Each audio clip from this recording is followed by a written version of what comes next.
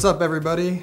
M Shadows here. We're here to talk to you today about the video game Hail to the King Deathbat. Here with Michael.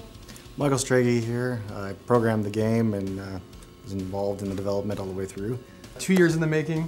The idea of the game came together initially because I wanted to write a AAA game, and I started reading books on GDDs and how to write a proper GDD and write a proper treatment for a video game. And then months later, we were in Southeast Asia on a tour, and I noticed everybody in the band were all on their iPhones and on their Android devices, and they were playing video games. I kind of got the guys together and said, well, what if we made a game based on Avenged Sevenfold? We kind of have the imagery for it. And they all said, yeah, that'd be fucking awesome. I met with Matt Newman, who is a partner in this game, did all the art, did amazing art on it. And he just said, let's do this. And then he introduced me to Mike, who they were working together. And we just wrote out a very small version of what the game eventually became, which is why the game was supposed to take 6 months, and it took 2 years.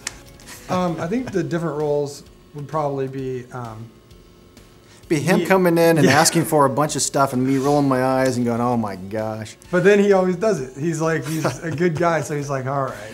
He'll say I can't do that, or this is going to take too much time, blah, blah, and then it makes it into the new build. So I've been lucky in that way that most of the stuff gets done. And then what makes it worse, though, is that you run into all these problems when you're dealing with mobile, like where certain devices don't work, or it's not optimized for this, or videos don't work on one device, but they work on all these other ones.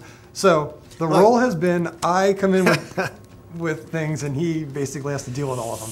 He's lucky that I always strive for a high-quality game. So one of the big differences in the development of this game versus previous games before is, Matt was new to game development, so from the start, it was kind of a learning process for him, and I actually enjoyed that because it gave me a chance to kind of mentor.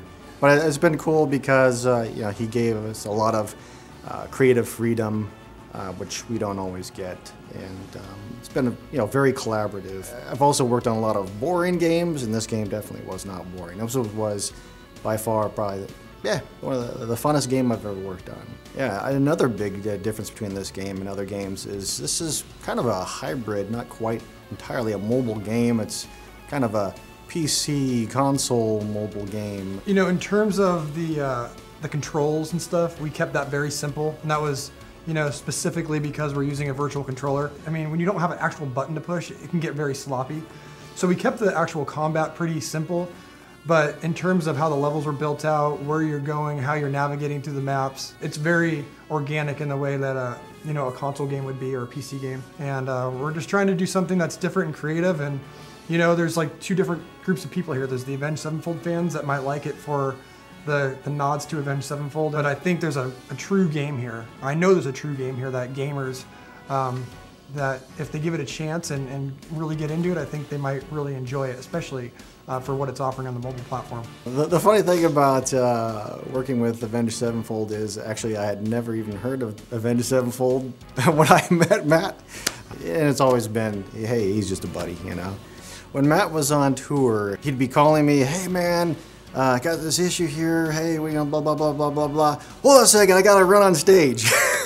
And he'd run on, I'm like, wow, okay. And then 2 hours later or whatever, he calls me back, hey man, I just got off stage. Hey, got this problem where we're blah, blah, blah, blah, blah. It's like this guy is never ending, totally dedicated. From the original idea, it's changed a ton. It's a real game. The first thing that Matt Newman sent me was a Deathbat running around with some green holograms of Deathbats. And I remember how excited I was about that, and that's because I love games, but I couldn't believe that it was our character in a game.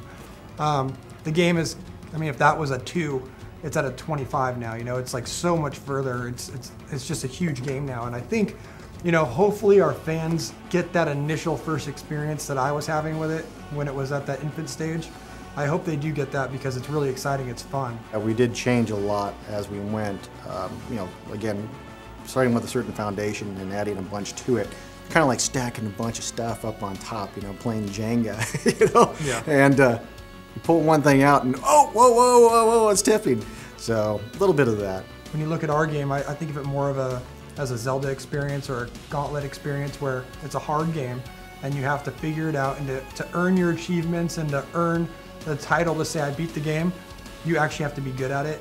You can't buy your way through it. That's just an old school or school of thought. Personally, I think that mobile gaming will tend to go back towards the console gaming side. I mean, it's really kind of colliding together. Well, this game is different from other hack and slash games, and first-person shooters are obviously different types of games. Hack and slashes to me are more of, it's a lot of the same. You feel it's a little monotonous. You kind of walking through and fighting bigger and bigger bosses that have more and more health. And what I always loved about Zelda and other franchises is that there was a boss weakness, and you couldn't even hurt them until you figured out the weakness. There was puzzles, there was keys that you had to find, there was exploring. That's what we're trying to bring to this mobile platform, is exploring, finding keys, furthering yourself through the level. And some levels, the level's just open, but you can't get to the boss until you figure out how to put the pieces together. And that's, what we wanted to bring to this game. And I think, talking to Mike's always been a big fan of the Zelda series as well. And we didn't want to make a Zelda game. We wanted to make a game that was our own interpretation of that experience that you have when you're playing them. I mean, in mobile, you are trying to basically appeal to a broad audience. But I think we did a good job making a game that's easy enough to play for anybody, but challenging enough for the hardcore people to really enjoy it also.